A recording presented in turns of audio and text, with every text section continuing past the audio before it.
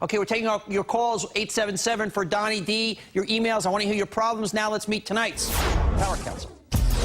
Ryan Blair, an entrepreneur and angel investor, lives on both sides of the bargaining table. He just closed the biggest deal of his life when he sold one of his companies for an estimated payout of $100 million. Ryan says if you follow his hardball rules for closing a deal, you'll always make the sale. Tonight, it's always be closing. Ryan, you just closed a $100 million deal. What are your key strategies for closing? Number one, I would say know the motives of your prospect, whether they be driven by fear or by greed.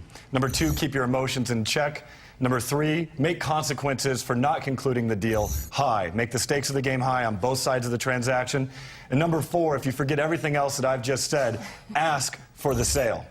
You're having trouble closing. I know you've got a new skincare line, and you get too excited. The emotions get in the way. What's going on? Yep, that's right. Donny, I spent nearly 4 years creating the perfect sensitive skincare solution, Pure Lease, which is inspired by my grandmother's Chinese plant remedies. I love what I do, and I'm extremely passionate about my company. But the problem is I tend to get my emotions. I let my emotions get in the way. I take things very personal. For example, when I have issues with buyers, vendors, manufacturers, I take things extremely personal, and my emotions get in the way. When I'm happy, when something great happens, I'm extremely excited, but I tend to reveal too much. And when I do get rejected, I get extremely upset. How can I? I'm feeling it. I'm feeling it. You know, and that's the good part, because, you know, when we start a business or anything, we are passionate, we are emotion, but I know, Ryan, you say, got to keep the emotions over here. So what can we do for Jennifer to kind of de-emotionize her a little bit? Well, one is I would prepare heavily for the meeting to try to mitigate all emotions that'll creep in. Number two is it's business, and that's what it is. You're going to lose some, you're going to win some. Celebrate your wins, and you know, don't count your losses too much. All right, Tracy and Jenna, partners in Scottsdale. You know what? You're having a little problem. You would think you're being a little too pushy to close. Well, what's the pushy factor here? Hi, Donny. Hey, guys, what's up? So, Tracy and I are not aggressive people. We both have 14 years sales experience between real estate and auto brokering. And a couple months ago, we started a new company called Tiny Tater Tees. It's an organic line of clothing, growth charts, and toys for children. And we are doing some upcoming trade shows. And we want to know, how do we capture the accounts without being pushy?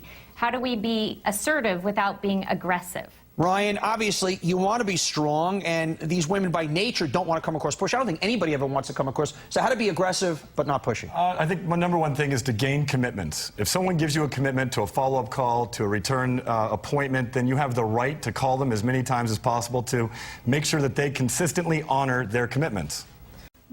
Is there any great set of words at the end of any negotiation, the ultimate ask for the order words? Ryan, is there any great thing to say? I mean, I tell them specifically before I start the meeting exactly what I'm here for, what I want, and if it's successful, we get the order. So I set the stage, I let everyone know what I'm there for, and hopefully at the end of the conclusion of the negotiation, we get that. Ryan, you're an angel investor, man. People come at you for money all the time. What are the keys? Yeah, you know, I like to see that an investor or an entrepreneur is all in as an investor. So I like to know that he's leveraged himself, that he's playing to win for his child, that there's no turning back. So I think that's actually good. I'd want to see his commitment, and I'd want to see, him doing everything he can to pursue the opportunity.